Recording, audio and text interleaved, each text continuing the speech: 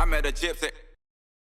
Yeah, the head thing's gnarly, man, because like I don't think we've really seen like the full effects of, you know, like the NFL. We've got like old dudes now. Like we have a sample group in the NFL to be like, okay, CTE's real. OJ probably killed his wife because of it. Yeah. You know, like there's been dudes like there was a guy who played for the San Diego Chargers, and I'm spacing on his name, dude. He drove his car off a cliff and like had a letter that said like, donate my brain to CTE medical research. He's like one of the Chargers all-time greats, dude. Killed himself and said like, I can't live like this. My brain is not okay. Like I'm not right. He was like, there was some big time behavioral problems that this guy had. Yeah. And the problem is like, while the brain is alive and functioning, you can't do the CTE scans and tests and actually see the level of trauma that your brain's got. It's only post-mortem that you can actually identify CTE. So yeah, this dude killed himself and donated his brain. So that's how real of a thing this is. And I think that, you know, you look at Dave Mirra was probably the first gnarly case of like, that's probably some head injury stuff that's going on here. So yeah, I mean, it's just like one of those things where moto cannot put its head in the sand. Like, dude, I haven't rode in 2 weeks because I got a fucking concussion. I suck. Like, I'm not that good at riding. And it's like everyone that rides really needs to, it can happen to anybody, you know? Like, I just washed the front coming into a turn, slapped real quick, and I was fucking out, you know? Like, it was not a good deal. And now I give myself a lot of time, you know, like that week, man, I struggled so bad. I couldn't look at screens and, you know, shit like that. But yeah, so I think that we've kind of got our head in the sand a tiny bit with it.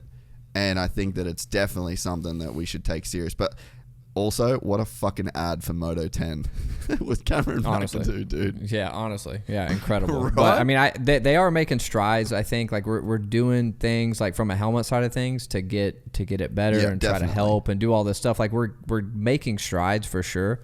You know, with, I think Bell's, you know, a good main catalyst for all that. Like, they're really doing their homework to try to fix it. But it's just, man, if you hit your head or you break your arm, you go to a doctor, he's like, 6 to 8 weeks for it to heal. And you can see it, you know, like you can see the bone healing, and then you go back in 6 or 8 weeks and you see it's fully together and you know you're okay.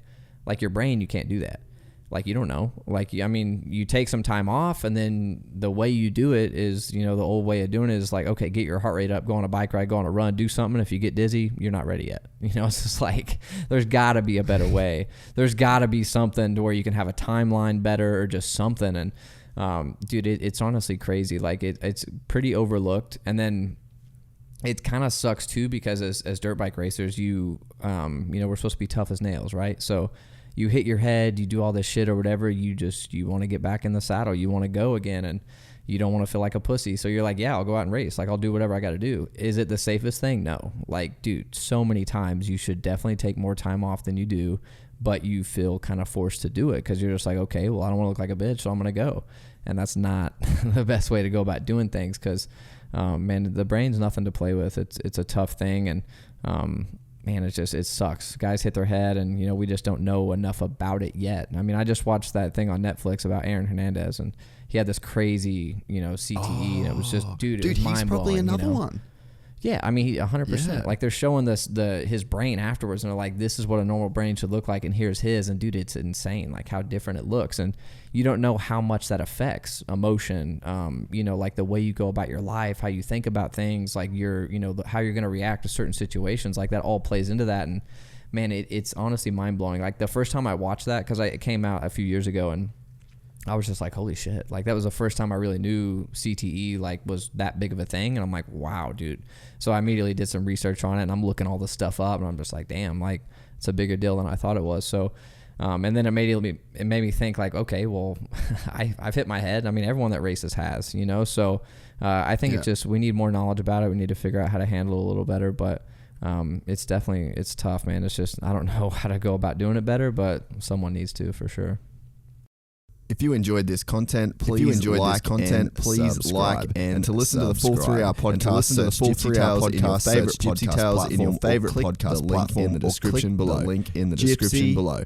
Gypsy Gang.